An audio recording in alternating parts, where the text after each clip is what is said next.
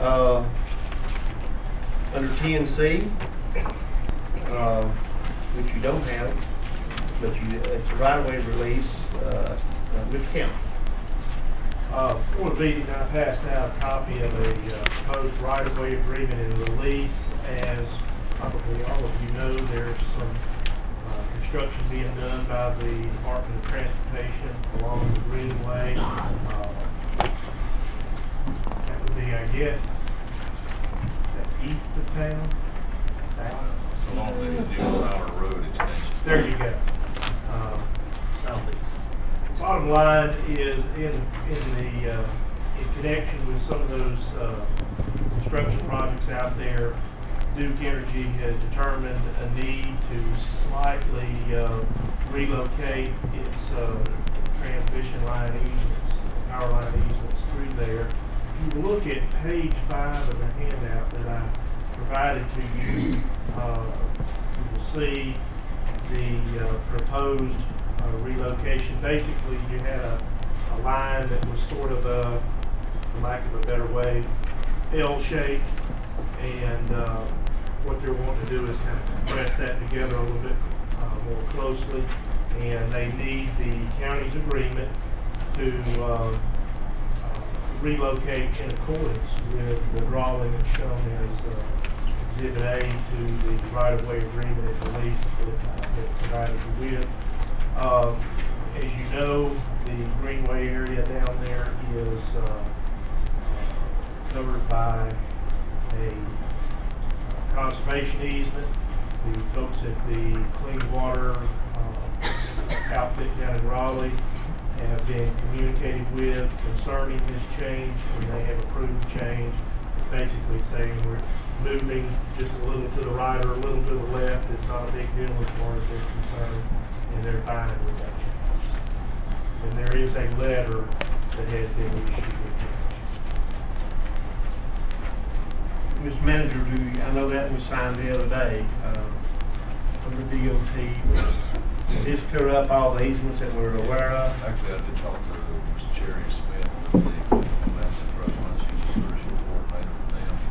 And Nancy had spoken with her. I contacted him about our conservation easements on the side of the road, the original project for the county transfer property to the state, and also the little utility easement that's board approved, subject to getting it cleared up. She didn't think it was properly one of them, and she would sign off on it, except since it involves the state, council state, she's got to take it then to approve it.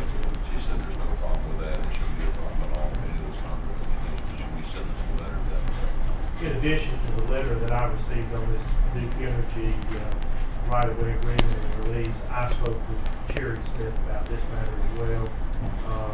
Very, very helpful individual at the state level. Answered all our questions and assured us that things were where they needed to be. Just so I got right, are we going from the hash lines to the dotted lines, or is this all good? So I tell you right away. Yeah. This is the existing line right here. Okay? And then you're going to be going to this.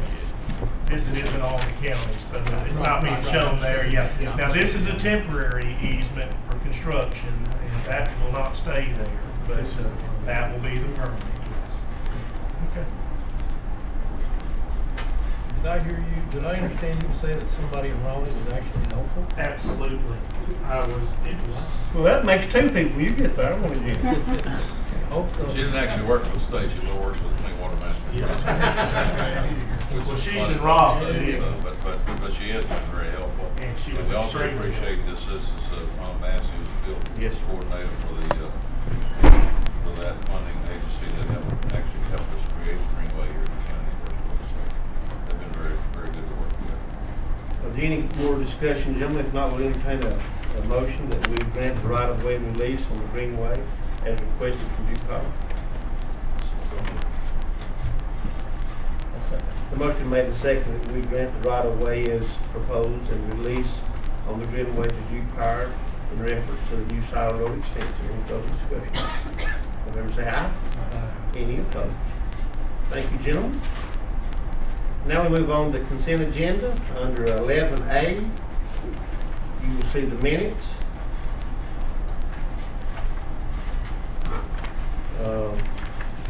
Just one comment, and we'd like to thank Mr. Coggins. See this CD laying in front of you, his compliments of Mr. Coggins, who was there and filmed it. And if there's anybody here that's not saw this magnificent piece of art that now is at the Veterans Memorial, I would encourage you to go look at it. It's really something to see.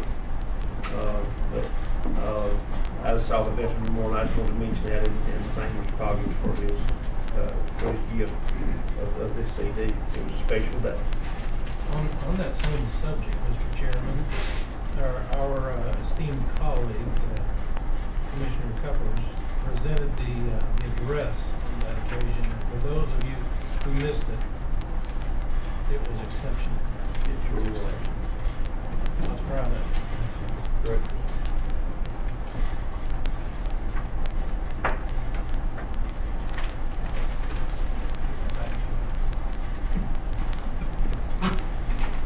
Anything else on the minutes? I think Commissioner Davis had a question about the surplus property and the railroad containers. His information, I did talk to Chief Stevens, the way the minutes are worded will be okay because they're going to develop something else to take care of that. There'll be some follow-up work that will actually be the work that will authorize. Understood. Any questions on the minutes? If not, we'll move on to finance and budget revisions under 11B. Ms. Sutton. First budget amendment is number 53, is basically to record 2 new debt service payments that we have in the new fiscal year in the debt service fund. We've already raised those funds in the general fund, and what we do is raise the funds in general fund and then transfer them to a debt service fund, which we pay out of. So that fund has not been budgeted. These numbers that you see here is also the gross debt service amount, which we're required by OTC to appropriate. What I mean by that, that's the gross amount before the subsidies that we get back from the feds on both that QZAP and a QSCAP. So this is the gross dollar amount. We'll get a good portion of that back. No. It's Close, I think. it's very, very close. They like. I say no because that's paid all bills. Okay. Bills Yeah. haven't been paid, but I think 99.9. I think your CO is complete, and I think as far as I know, the few. That's why I got straight up. I think a few small. So what you're not going to overlook that, man. They are proud of it. They are thrilled up. If they could swim in it.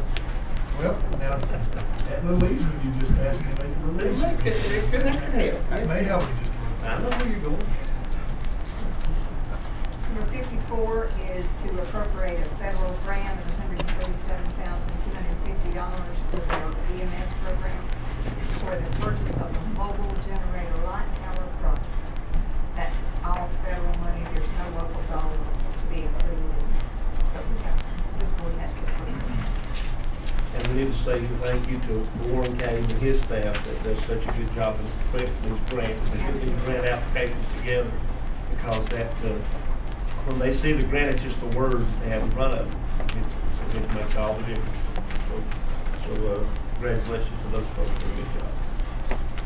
Number 55 has to do with the animal control department. We're getting low on the amount of funds that we have in professional fees, which is the concession fee for the veterinarians. So we projected some additional fees to be raised through the adoption fees as well as their normal fees that they charge. So this is just to appropriate a little bit more money in that department to pay those fees. Coming from the adoption fees. Yes, no more county money, but an increase in the total budget by those fees. Number 56 is a Cherokee Preservation Foundation grant of $19,926 to be funneled through the county for our cooperative extension department to be used for 4-H youth leadership programs. We get the the money and pay it out for those expenditures. There's no county liability. And there again, these department heads that have a big hand in this, the Department of Extension will do a great job. So, this is monies that in this day and age, every grant request is certainly not being filled. If you see a grant request of any amount being filled, somebody's done a great job in writing the grant request. So they've done a great job to get that too. Number 57 is to appropriate insurance settlements from their insurance company for damage in various departments. There was an air handler in the maintenance department that needed to be replaced. We've got an insurance settlement for that. A lightning strike at jail, a surveillance camera at the sheriff's department, and a phaser or lightning strike at solid waste. So this is just to appropriate the revenue received from the insurance companies to make those repairs. And that's all I'm All of those totaled up to 22,000. 22,000 in general fund and $1,706 in the solid waste fund. Any questions for Ms. Evan on the finance and budget issue? If not, you go to 11C and tax releases. Mr. Manning. Thank you, Chairman. We have a list of recommended releases from the tax assessor's office. Most of those involve clerical errors that we corrected in WR due to appraisal costs of property not being livable. Written by our tax assessor, question includes a particular for those related to clerical errors and revaluation of property due to condition of property being unavailable. Usually it's property more than anything. Right, Mr. Lightner. Okay, any questions? Mr. Lightner, the county manager, we move on to the... Let me mention one other thing here, Mr. Chairman. Mr. Leitner and county attorney worked on a bill in the bill from the property taxpayer, and I did other than the state property tax commission. And we're having to report the tax assessor and county attorney for the property tax commission. Bill county's position on that bill in this case. Appreciate it, Mr. Leitner. That's And, trial work, Mr. Lightner. There's a reason that happens. It's like a record. Still back to 1,000. Yes, it is. Okay, we'll move on to Christmas bonuses, Mr. Manager. Yeah, Mr. Chairman, each year, several years ago, the county used to appropriate 2%. This is a total appreciation for county employees to reduce that down to 1% a couple of years ago. It's in the operating budget for this year. We'd like the commission board to release those funds for county employees this year. Total appreciation has been on 3 years since they got a raise, so they'll appreciate this very, very much. Understood. That is in the budget. Any questions of the manager on the Christmas bonus for our employees? All right, if not, we'll go on to 11E, corrective entry funding pool allocation. You will see under 11E that it was, I believe that was just arithmetic. Well, when we went back and reduced the entire budget by 1%, we reduced everything, every line item in the budget by 1%, which included the community fund that put $50,000 in there. So when the board actually took action to approve that, we approved it based on the full appropriation. And we had to go back and adjust those numbers down by 1%. So this is a way to clear that up. Okay. Any questions on that? Okay, gentlemen, if not, we'll entertain a motion that we approve the consent agenda as presented. Motion made and seconded, we approve the consent agenda as presented. Any further discussion? If not, I'll say aye. Aye. Any opposed?